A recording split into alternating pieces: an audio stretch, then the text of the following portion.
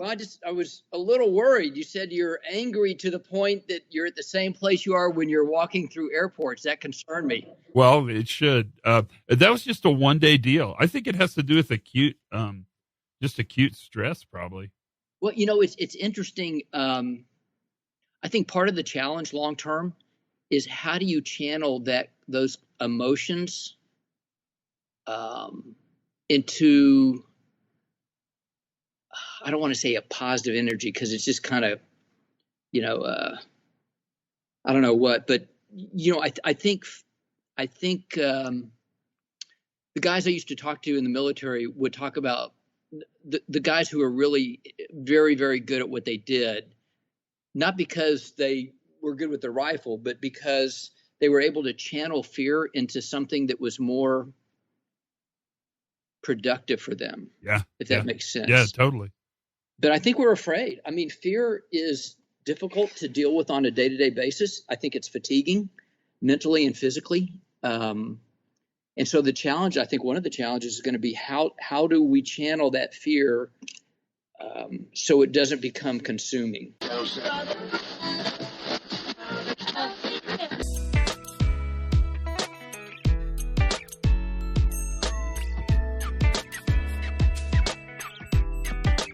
Hey, everybody. Welcome to the Pre-Accident Podcast. Todd Conklin, how are you today?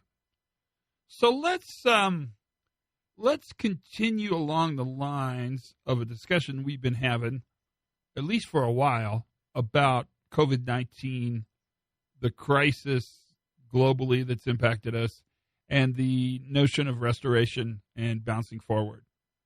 But let's tap into more discussion with Dr. Alan Frankfurt, Dallas-based anesthesiologist, great friend of the podcast, long-term friend. If you don't know him, he's someone you should know.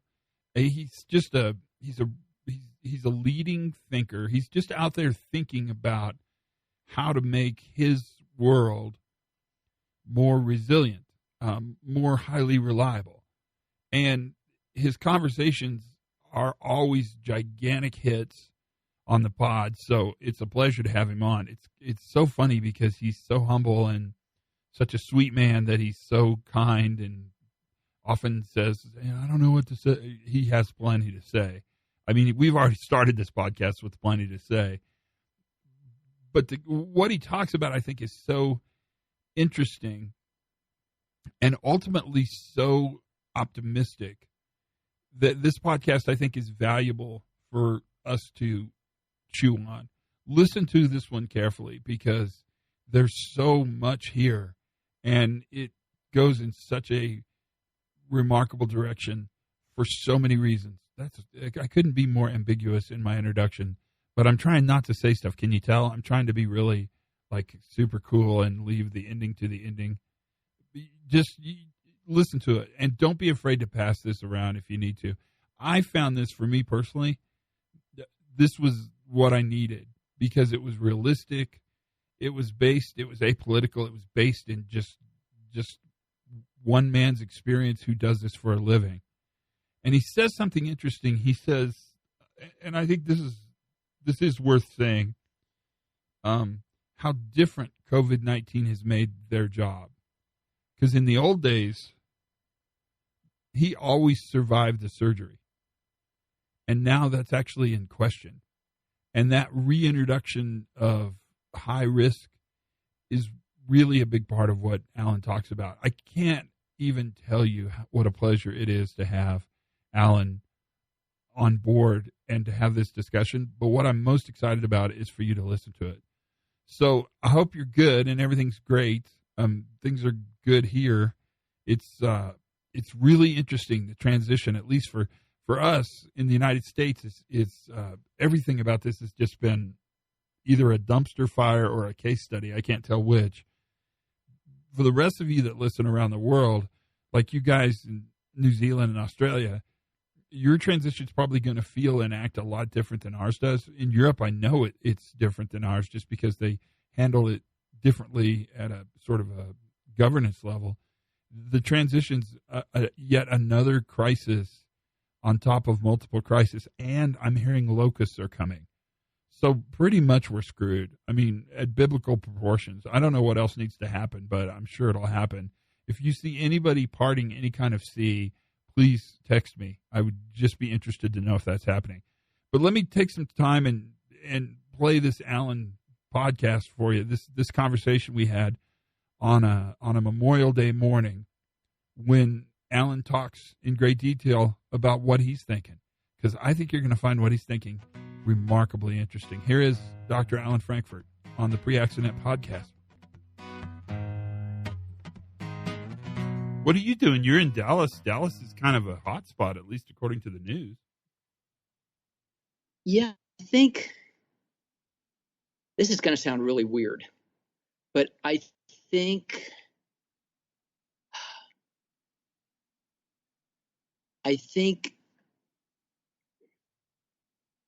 I'll just say it. I think I've accepted my own mortality. I did that a long time ago in order to get rid of fear. And it's not that I go, riding motorcycles, crotch rockets down the tollway, at 120. But honestly, and I think as we talk, we've been friends for a while. I'm not blowing smoke at you at all, but I think a lot of channeling that fear is becoming proactive in creating systems and defenses. We're getting into now your thing, but systems and defenses that allow me on a daily basis to know that I've created an environment for me and the people I work with that is as safe as it could be while continuing to look for weak signals and learn. Does that make sense? Absolutely. How are you doing that? I mean, that seems like that's the secret weapon. So I don't know how much time you have, but I really follow your podcast closely, and there's a couple of guys who have absolutely knocked my socks off. I love it when you spend a Saturday just kind of throwing your stuff out there and kind of giving the world according to Todd Conklin. The other guy, Steve Scott, blows my mind. Dr. Woods blows my mind. Jim Barker was amazing. And I listen to those people over and over again, in addition to what I've learned from you. And we've now been friends since 2008 when we both at the esteemed institution, the Joint Commission. That's right. We were just babies. We were small babies back then. Well, I didn't know what I didn't know. But after I heard you talk, I learned what I didn't know, and that became the journey. And so honestly, when I started, it was really pre-COVID, but you talk about a formula that was risk was probability times consequence. Right, the old school formula. Yeah. And so I kind of took that and expanded on it in terms of how I interface with the people that I work with, as well as the hospital. And I think it's important to differentiate the hospital as kind of the big institution, what I refer to as the Leviathan, and then the people I work with who are more like shapeshifters. There's that story of Proteus, the shapeshifter, the old man in the sea. Right. And in order to defeat Proteus, who was a shapeshifter, the king of Sparta and his soldiers, in order to get back home, had to defeat Proteus. And in order to do that, as he changed shape, they had to change shape. And I thought that was a wonderful metaphor for agility, learning. And so I think on the hospital worker side, we're more on the Proteus side. On the worker side. On the hospital side, it's more like big institutions, slow to change, definitely not shape-shifting. But they each have a critical role in how we move forward. But I took that formula of yours, risk was probability times consequence, and I changed it a little bit for me. And I said risk in the numerator was the ability to predict accurately. times the fragility of the system times the consequence. And in the denominator, I put capacity and culture. Does that make sense? Yeah, it's way better. It's a million times better. Well, so I think in order for me to get a handle on what probability meant, I had to understand how to predict accurately, or an attempt to predict accurately, which was really, I think, for me, getting a mental map that reflected reality. But equally important was looking for weak signals that told me, hey, Alan, you're drifting from reality. You need to get back on track, because once you kind of drift off of reality and you start believing, as my dad said, you're never in trouble till you start believing your own BS, right? Right, exactly. So a guy who wrote a book called Deep Survival, Luis Gonzalez, talked about this drift where you start believing your own press, believing what you want to believe. He called it incestuous amplification. He talked about looking at a map and instead of saying I'm lost, making the map fit your mental reality or your mental map. And that scared me. So I went to a book by a guy named John Boyd. I don't know if that rings a bell. The OODA loop. Yeah. Yeah, 42nd Boyd, Air Force fighter pilot. Boyd talks about this orient, observe, decide, and act. And I thought that fit well into coming up with a mental map that allowed me to predict accurately in real time. So we talked about orientation, which was just information gathering from whatever source. Observing, which to me was you take that information that you gather and you make a prediction on what you think is happening.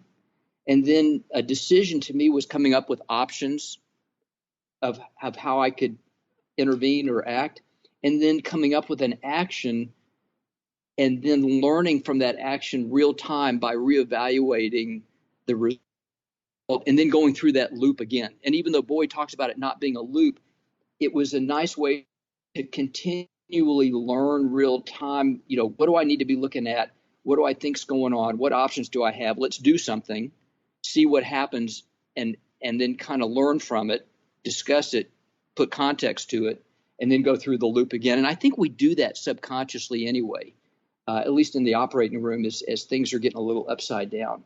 And of course, the mental map, I think, aligned nicely with that whole concept of sticky, that stuff that kills you. Yeah.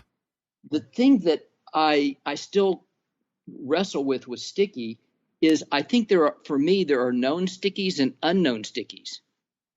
And the unknown stickies are the ones that worry me, along with what I think is a sticky, but is really eye candy. Does that make sense? Absolutely. So it's kind of trying to stay sensitive to, okay, what's going to kill me or the patient? And that's certainly a new thing in the COVID world, because, pre-COVID, I always survived the operation. The patient may not, but I did. Now I go into an operation and the patient may survive and do well, but I may now acquire a lethal disease for me as a old dude who gets sick and ends up on a ventilator. So I think trying to figure out what's eye candy, what's going to take up a lot of energy in terms of figuring out or gathering information, and then what really is the threat, and what are there some threats out there I'm missing, because I know that there are, and how do I learn to pick up on those? But that was really some of the thoughts on figuring out how to predict accurately, and some of the gaps or concerns I have about what is really going on, because my ability to predict is going to drive my response. I think Dr. Woods did a phenomenal job on fragility and system fragility and how systems work at the boundaries, and that certainly is applicable for me in the operating room, because his talk reminded me of when I used to line up dominoes, and if you line them up real close and you tapped one, they all went down. And to me, that was what I thought about when I heard him talk about fragility. And so part of my goal in medicine, or part of my goal on my team, is what do I need to put in place to space those dominoes out? So if one goes over, it doesn't have a system-wide effect. And of course, I think you get into that a lot with capacity. And then consequence, there's all kind of consequences for what's going on with COVID. There's health consequences. There's going to be legal consequences sooner or later. And that drives, financial consequences, not just from the legal point of view, but as systems that didn't invest in capacity up front may cost them a lot more down the road, as I think you've talked about. Political consequence, we lived this through Ebola and the reputation institutions can get, whether deserved or undeserved. So in that numerator of risk, I put ability to predict the fragility of the system and the consequence. Does that make sense at all? Yeah, it's brilliant. I mean, it's we often talk about making probability zero, which is really nice to say. It's clean. It's a good argument. The question I have is how do you sustain that over a long term? Well, I think that's so on the denominator, I have capacity. And I think you've done a great job talking about that. And it's basically we've put, as you said, defenses in place. The hospital has defenses that they give us. It's PPE, that we get from the government. There's supply chains. The hospital's pretty much done a wonderful job making sure we have that type of PPE available for us to use. But I think the other defense in place has to be on the shoulders of healthcare workers in small teams. And I think one of your speakers, who was the gentleman that talked about what teams want to hear? Jim, was it Jim Barker? Yeah, probably. Yeah. Tell them what you know, which is what they want to hear, I think is what he said.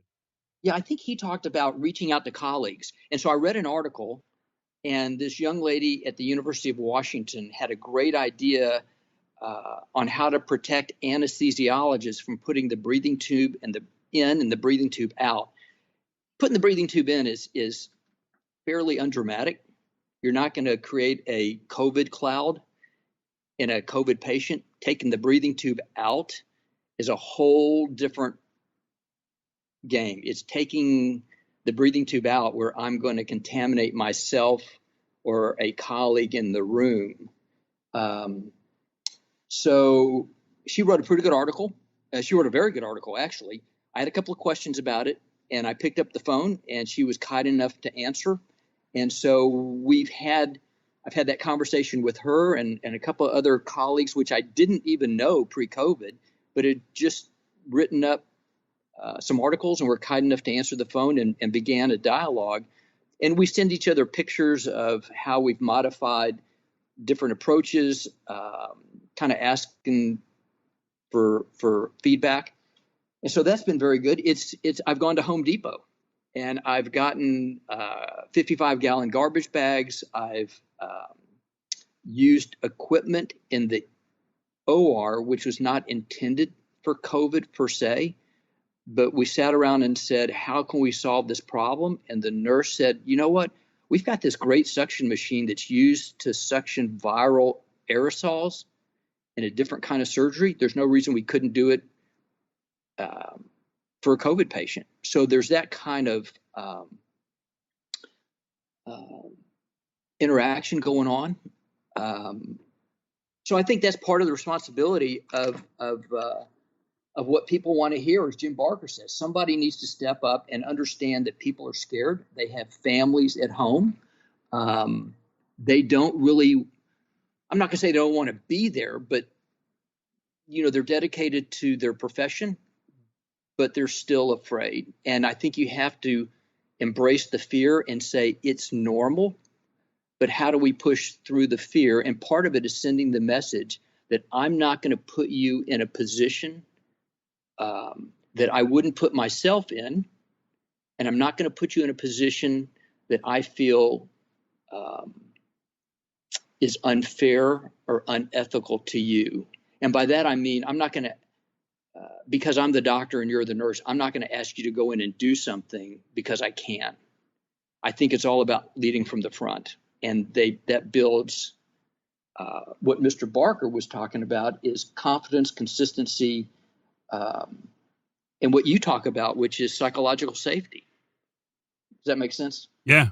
What are you learning? I mean, what's just blown you away? What's that adaptive stuff you're doing is really remarkable to us, but what are you learning? I think I've had to come to grips again with fear. I'm 67. I am working part-time. I'm slowing down a little bit. I don't think I'll ever get out of it completely. And, I've got plans for me and my wife and my grandkids. And I'm in a situation where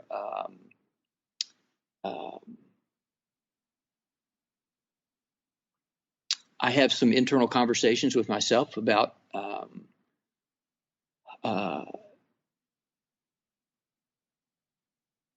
getting up, putting my clothes on, doing what I'm trained to do,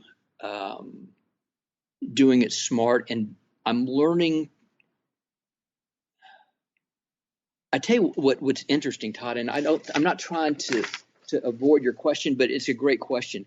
What I find myself is on that. You've told me years ago about the Rasmussen model.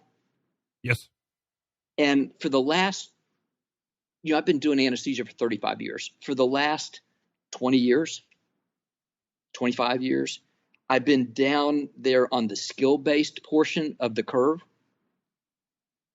And what I've learned is I'm now back at the knowledge portion. Wow. And that's been an interesting journey. I'm having to slow down. I'm having to pay a lot more attention to what's going on in the room and what I'm doing, because my familiarity of working in this environment is so new. It's kind of weird. I've made this kind of circle from spending years and years and years getting to a skill-based level of that model, and find myself now at 67 back where I started on the knowledge-based to some degree. I think I'm learning that we're living in a medical Vuca. I think what this has afforded me is an opportunity to actually implement some of the things that you guys talk about on your podcast. I think the rubber meets the road where theory becomes action, and how to take what I've learned from listening to the podcast and coming up with a plan that is both effective and relevant. And that's a moving target. I think what I've learned is, as Steve Scott and you said, is to start asking different questions so that I get different answers.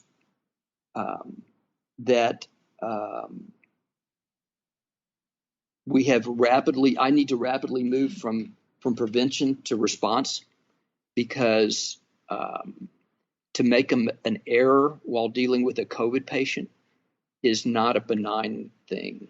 Will we get through this? Yes, absolutely. What will that look like? I have no idea. And see, that's part of the intrigue. And I'm sitting here with a smile on my face, because this is a constant question on your podcast. It's a constant question that I get from my siblings who are afraid. But I will tell you without a doubt, we will get through this. I think, and I don't want to get into politics, but I think this is a time in our collective history that requires somebody on a national level And I think Fauci has kind of done that. I think he's had that role that fits what Jim Barker talks about. And it's certainly something I've translated, I think, or I've tried to translate to my working group, which is how do we make sense of what's going on? Sense making. I think Carl Weick, is that correct? Who talked about sense making? Exactly correct. Years and years ago. I mean, make sense for people. Tell them.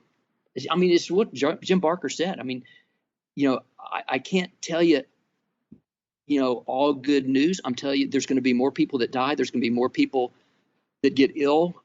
There's a lot of work to be done. I can tell you a year from now, we'll have a better way of treating it. Maybe 18 months from now, maybe we'll have an effective vaccine. But I think the lack of predictability is really a way of saying a lack of control. And once we lose control as humans, it's a frightening thing. That's honestly what I like the most about jumping out of airplanes. It's the ultimate loss of control, and it's the ultimate sense of commitment. But regardless of whether that's nuts or not, it made me come to grips with those feelings. And we've got some smart people, some very smart people in science. There's amazing studies going on. I think we can feel confident that a year from now we're gonna be able to really effectively treat people when they do get sick. And